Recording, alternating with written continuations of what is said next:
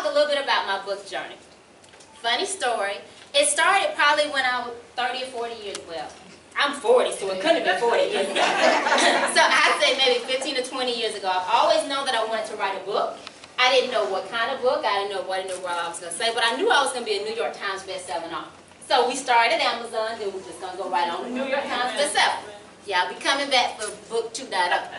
But I've always wanted to write, so it was always in me. But maybe about a year and a half ago, and Anita doesn't know this, but we met at a conference, Fabian Fredrickson's conference, and she and I had lunch, and she was just talking about, oh, I do this, you should write a book. So that was the first seed that was planted.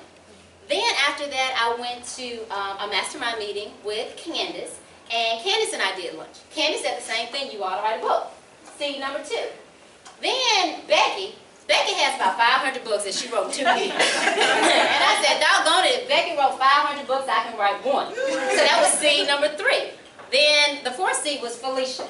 I did a conference that she had last year, and she had a collaborative book. And so maybe 6 or 7 of the speakers, we wrote a chapter for the book. I sent the chapter to the editor. She was like, Renee, like this is like 4 or 5 chapters. Can you just cut it down and make it into 1, and you should write your own book? And so I said, you know what, I'm going to write my own book.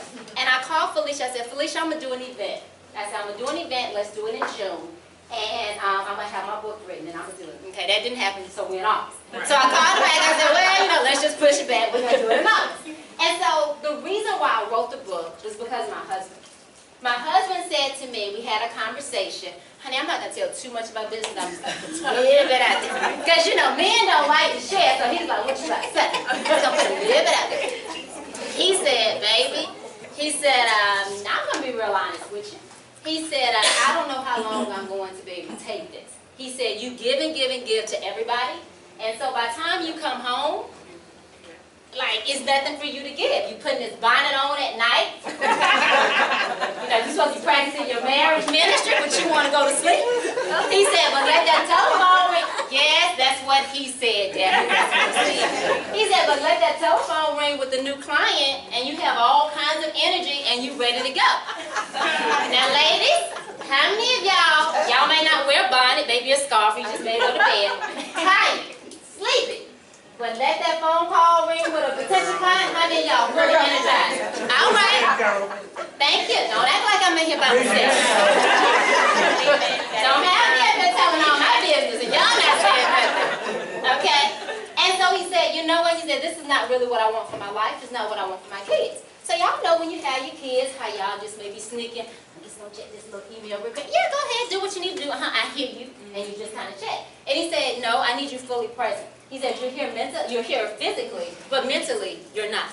And so I did not listen right away. So let me not even act like we had this conversation and I listened.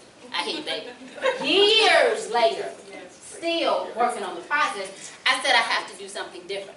So I really started documenting my journey, and that's what developed into the book. I said, how can you balance being a good wife, you know, still being sexy and all that kind of stuff, taking care of your husband's needs, being respectful, this long list of things that you're supposed to do.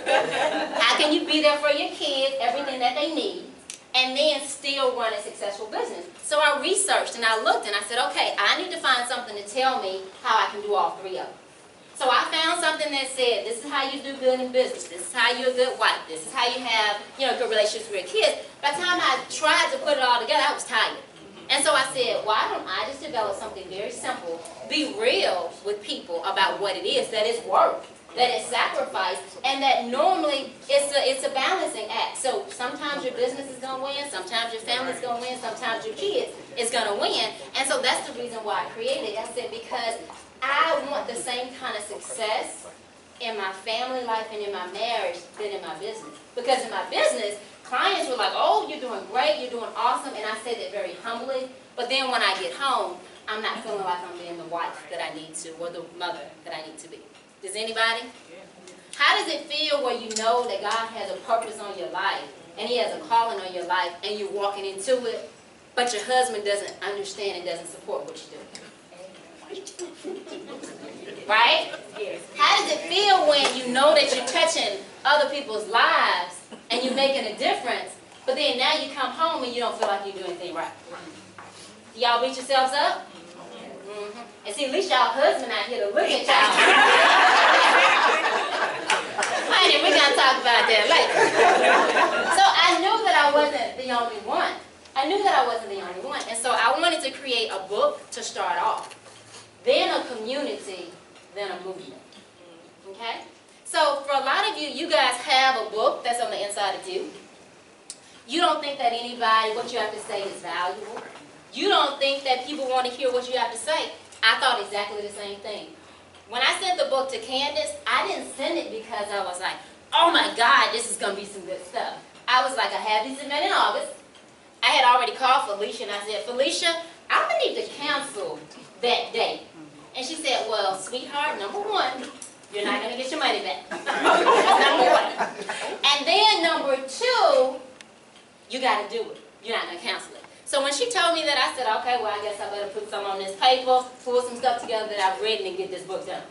And what happened was when I sent it to Candace, she was reading through it, and she was like, oh my God, this is good. I was like, really? I said, you think so? She said, I think women are really going to like it, or really going to need it. And so that's how the book actually was developed. So you guys step out into what you want to do, because every experience you have, somebody else is waiting on you. Somebody else cannot step into their purpose until you do.